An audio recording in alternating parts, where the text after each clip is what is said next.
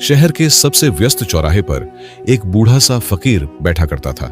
सफेद ढीली दाढ़ी, मैली सी चादर नंगे पांव और हाथ में लकड़ी का एक छोटा सा कटोरा। कभी किसी से मांगता नहीं था, बस चुपचाप बैठा रहता और जो कोई दे जाता शुक्र करके रख लेता। लोग उसे बाबा जान कहकर बुलाते थे। हर कोई उसे एक आम फकीर समझता, लेकिन उसकी आंखों में ऐसी गहराई थी कि बड़ा से बड़ा पढ़ा लिखा इंसान भी उसके सामने खामोश हो जाता। एक दिन एक नौजवान जिसका नाम अरसलान था, दोस्तों के साथ चौराहे से गुजरा। उसने फकीर को देखा और मजाक उड़ाया। क्या मिला तुम्हें? सारी जिंदगी सड़क किनारे बैठकर गुजार दी। बाबा जान ने सिर्फ इतना कहा, जो तू ढूंढ रहा है वो मैं खो चुका हूं, जो मैं पा चुका हूं तू उसकी तलाश में है। अरसलान हंसकर आगे बढ़ गया, लेकिन यह जुमला उसके जहन में अटक गया। उसी रात अरसलान की नींद उड़ गई। बाबा जान के अल्फाज गूंजते रहे।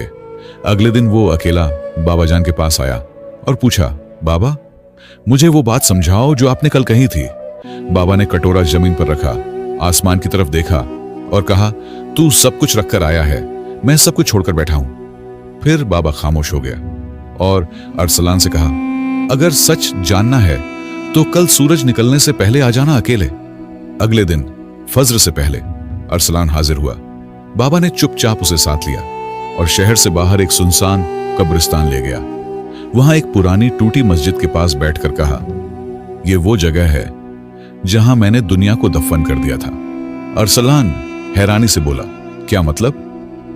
बाबा ने जमीन से मिट्टी उठाकर हाथ में ली और बोला, यह मिट्टी जिस पर तुम चलते हो एक दिन तुम्हें निगल जाएगी, लेकिन तुम पूरी जिंदगी उसी मिट्टी को जमा करते हो। मैं एक व्यापारी था, अमीर था, लेकिन अंदर से खाली। जब मेरी बेटी बीमार हुई, दुनिया का पैसा उसे बचा नहीं सका। उस दिन मैंने दुनिया से मुंह मोड़ लिया और रब से रिश्ता जोड़ लिया। अरसलान की आंखों में आंसू थे। उसने बाबा से पूछा, तो क्या मैं भी सब कुछ छोड़ दूं, फकीर बन जाऊं? बाबा ने पहली बार मुस्कुराकर उसके सिर पर हाथ रखा। नहीं बेटे, फकीर बनने के लिए कटोरा नहीं, दिल खाली करना पड़ता है तुझे। दुनिया में रहकर दरवेशी सीखनी है। जुबान बंद, दिल नरम, नियत साफ। जो हाथ फैलाए बिना अल्लाह से मांगे वही फकीर होता है, और जो देने के बाद शुक्र करे वो वली होता है। इसके बाद कई दिनों तक बाबा चौराहे पर नजर नहीं आया। अरसलान परेशान होकर कब्रिस्तान गया तो देखा वहीं पुरानी मस्जिद में बाबा जान का जनाजा तैयार था। बाबा चुपचाप बिना आवाज के इस दुनिया से रुखसत हो गया।